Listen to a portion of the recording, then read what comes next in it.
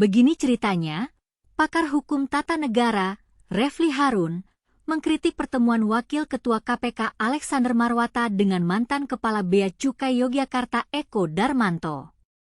Menurut Refli, pertemuan itu tidak bisa dibenarkan meskipun alasannya sudah diketahui pimpinan KPK lain. Refli mempertanyakan urgensi pertemuan Alex dengan Eko. Nggak bisa dibenarkan. Pertemuan Alex dengan Eko tidak bisa dibenarkan dengan alasan apapun. Ngapain dia menemui bakal tersangka? Atau orang yang bakal bermasalah, ujar Refli. Refli menilai perbuatan Alex ini seperti orang yang tidak paham dengan etika pimpinan KPK. Padahal, katanya, Alex adalah pimpinan KPK yang menjabat 2 periode. Ini menurut saya, Alex Marwata seperti tidak paham soal etika. Padahal dia kan termasuk pimpinan KPK yang terpilih kembali walaupun ada anekdot. Ini mohon maaf. Biasanya yang terpilih kembali itu justru yang lembek biasanya. Bukan yang tegas, bukan yang lurus. Yang tegas, yang lurus itu kalau misalnya nyalon lagi nggak akan terpilih kembali, ucap Refli. Menurut Refli, sebagai Wakil Ketua KPK, Alex Marwata seharusnya membatasi pergaulan. Bila diharuskan menemui orang, berperkara, maka harus melewati standar yang berlaku di KPK. Kalau dia memang mau bertemu, maka bertemulah dia kepada institusi yang sudah ada di KPK, misalnya pengaduan masyarakat atau apa-apa, sehingga dia berjarak. Dia harus berjarak, katanya. Refli mengatakan pimpinan KPK seharusnya tidak bertemu dengan orang yang diduga memiliki kepentingan dengan KPK. Setiap pimpinan KPK itu juga seharusnya membatasi pergaulan. Bahkan pimpinan KPK jangankan main bulu tangkis bareng dengan calon tersangka atau tersangka, datang main golf aja nggak boleh, datang ke perkawinan yang patut diduga punya kepentingan dengan KPK nggak boleh. Jadi mereka betul-betul menjaga integritas mereka. Itulah memang membatasi pergaulan terhadap potensi-potensi adanya tindak pidana korupsi, tegasnya.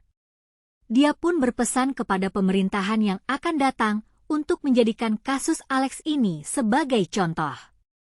Menurut Refli, jika pemerintahan baru ingin memperbaiki pemberantasan korupsi di Indonesia maka harus memperbaiki sistem pemberantasan korupsi.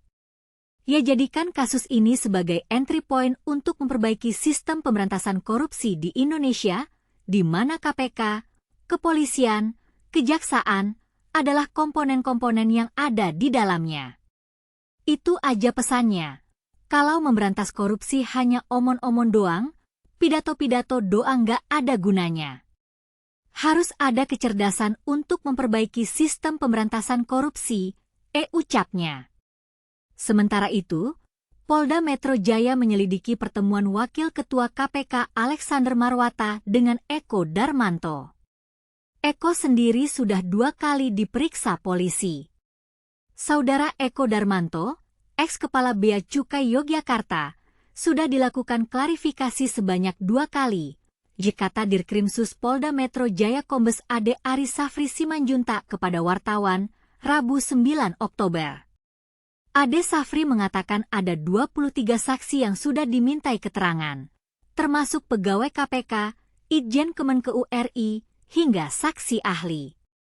Hingga kini, pihak kepolisian masih melakukan serangkaian pendalaman. Terhitung mulai tanggal 5 April 2024 sampai dengan tanggal 7 Oktober 2024 atas penanganan perkara Akuo, sampai dengan saat ini telah dilakukan klarifikasi atau permintaan keterangan oleh tim penyelidik Subdit Tipikdor Ditreskrimsus Polda Metro Jaya terhadap 23 orang, ujarnya. Alex Marwata dilaporkan ke Polda Metro Jaya melalui pengaduan masyarakat, Dumas, pada 23 Maret 2024. Alex dilaporkan terkait pertemuan dengan mantan Kepala Bea Cukai Yogyakarta Eko Darmanto yang statusnya sebagai pihak berperkara di KPK. Alexander Marwata mengakui bertemu dengan Eko Darmanto. Menurut Alex, Eko saat itu datang menemuinya untuk melaporkan dugaan korupsi pada instansinya. Namun, apakah pertemuan Alex dengan Eko ini benar-benar hanya untuk melaporkan dugaan korupsi? Ataukah ada hal lain di balik pertemuan itu? Bagaimana dengan integritas Alex Marwata sebagai wakil ketua KPK? Apakah dia benar-benar menjaga integritasnya dalam hal ini?